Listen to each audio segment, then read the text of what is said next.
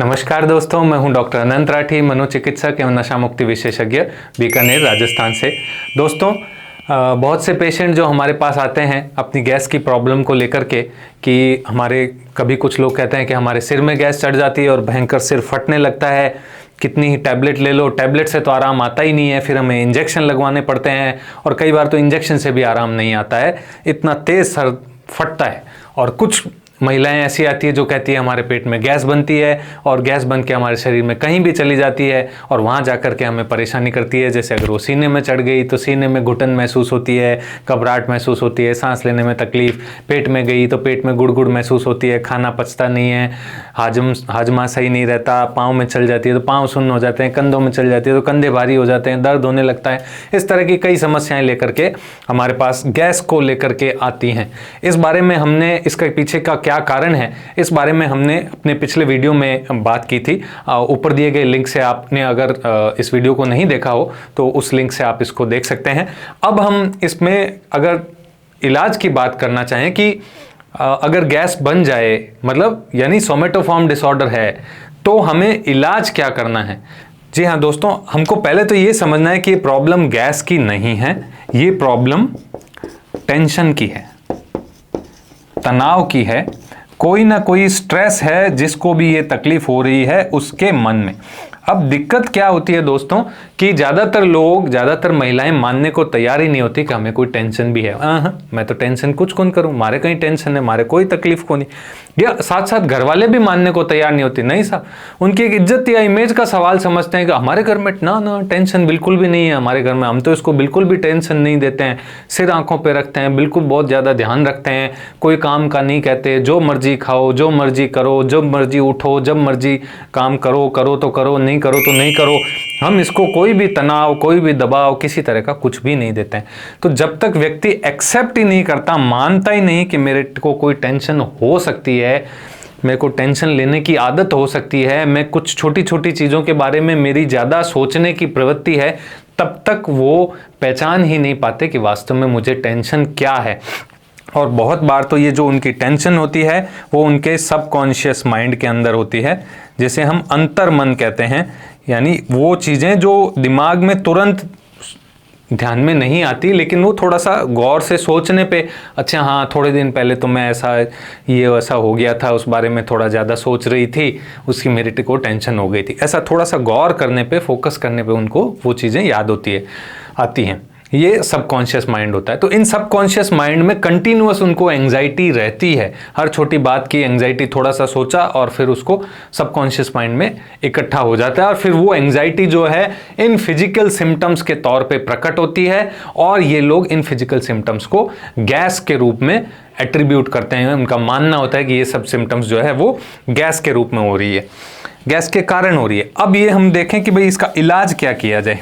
तो सबसे पहले तो हमें जो भी मरीज है उसकी काउंसलिंग करनी होगी। उसे सबसे पहले काउंसलिंग में क्या करना है, रीअश्योरेंस देना होगा, उसे समझाना है कि देखिए भाई आपकी सारी जांचें नॉर्मल है, आपकी सब रिपोर्ट्स नॉर्मल हैं, उसमें कहीं किसी भी प्रकार की कोई खराबी कभी भी नहीं आई है। तो जो आपको शारीरिक लक्षण महसूस हो रहे हैं वो वास्तव में वहाँ पर कोई बीमारी होने के कारण नहीं है, अपितु वो मानसिक लक्षण है। मैं ये नहीं कह रहे कि आपको पेट में दर्द नहीं हो रहा, लेकिन जो पेट में दर्द है उसका कारण पेट में कोई बीमारी नहीं होकर के हमारे दिमाग में कोई ना कोई स्ट्रेस है, वो स्ट्रेस हमें पेट में दर्द के रूप में महसूस हो रहा है।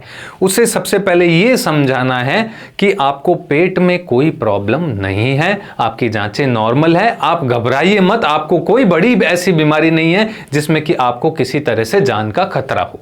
नंबर एक बात, इस तरह से उन्हें समझाना है।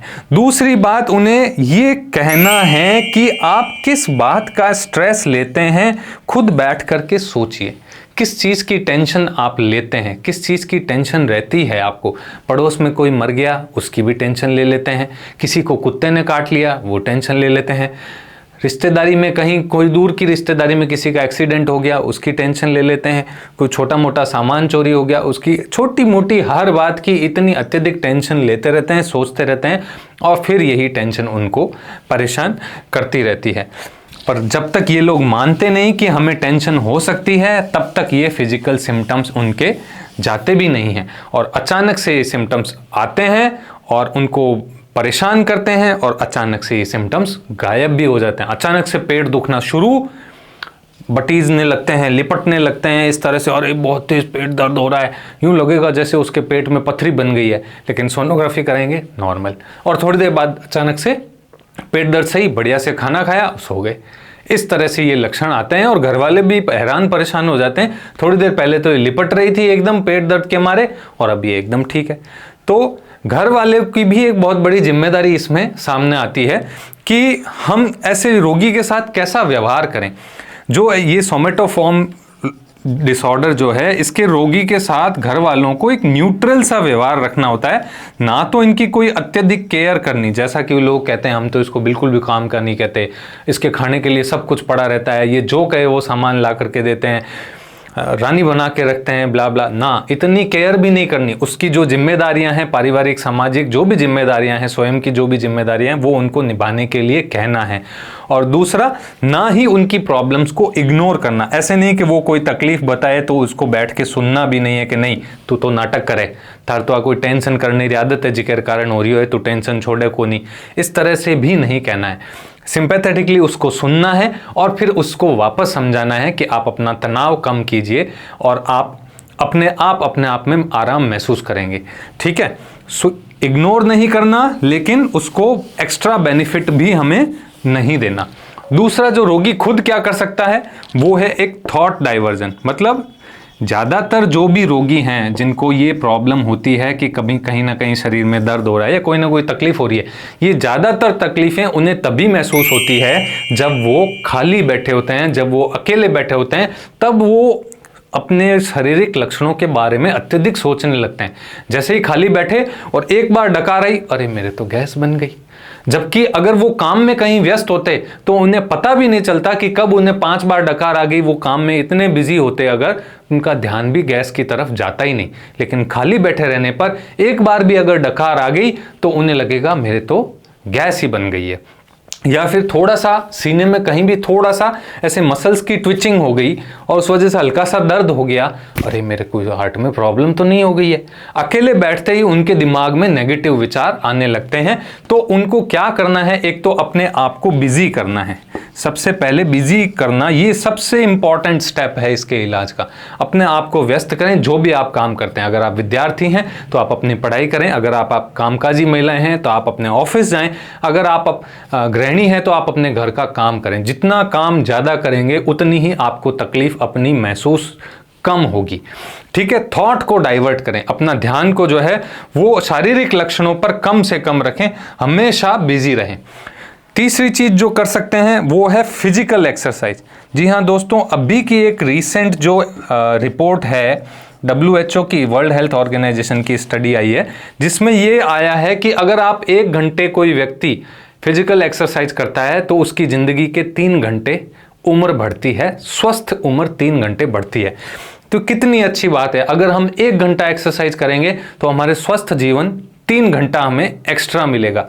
तो आराम से अपना फिजिकल एक्सरसाइज में मन लगाइए, योग कीजिए, प्राणायाम कीजिए, भागिए, दौड़िए, जो तरह की एक्सरसाइज आपसे आसानी से हो सकती है उस एक्सरसाइज को आप कीजिए। ये आपकी जो जॉइंट्स है उनको मोबाइल रखेगी, शरीर में दर्द कम से कम होंगे और आप दिन भर चुस्ती महसूस करेंगे, फुर्ती महसूस करेंगे। तो जितना फिजिकल एक्सरसाइज करेंगे उतना ही आपको आराम रहेगा। इन सब चीज़ों को तो आप घर बैठे ही कर सकते हैं। अगर इन सब चीज़ों को करने के बाद भी आपको आराम नहीं आता तो आपको अपने साइकियाट्रिस्ट से मिलना है, अपने मनोचिकित्सक से मिलना है। साइकियाट्रिस्ट पहचानेंगे कि आपकी एंजाइटी क्या है, क्यों है, कहाँ है। ठीक है, और फिर उसके हिसाब से वो मेडिसिन देंगे कुछ समय के लिए। हो सकता है वो काउंसलिंग में आपको एनरोल कर लें, रेगुलर काउंसलिंग दें आपको। तो उन सब चीज़ों से, जो एंटी एंजाइटी मेडिसिन है, टेंशन कम करने की दवा है, शुरुआत में कुछ समय के लिए दी जा सकती है, काउंसलिंग दी जा सकती है आपको लंबे समय के लिए। तो इस तरह से आपको एंजाइटी कम की जाती है, उस व्यक्ति की टेंशन कम की जाती है। क्योंकि आखिर इस रोग, जो ये गैस का रोग है, इसकी जड़ कहाँ है? टेंशन के अंदर है। तो अगर इसको हमें परमानेंट मिटाना है तो क्या करना होगा?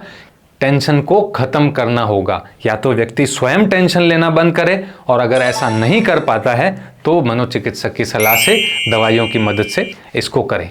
आशा करता हूं मेरे द्वारा दी गई जानकारी आपको अच्छी लगी होगी। मेरे चैनल को सब्सक्राइब कीजिएगा और वीडियो को ज़्यादा से ज़्यादा शेयर कीजिएगा। मुझसे अगर ऑनलाइन कंसल्टेशन लेना चाहते हैं तो स्क्रीन पे दिए गए नंबर्स पे कॉल करके बात कर सकते हैं। जय हिंद, जय भारत।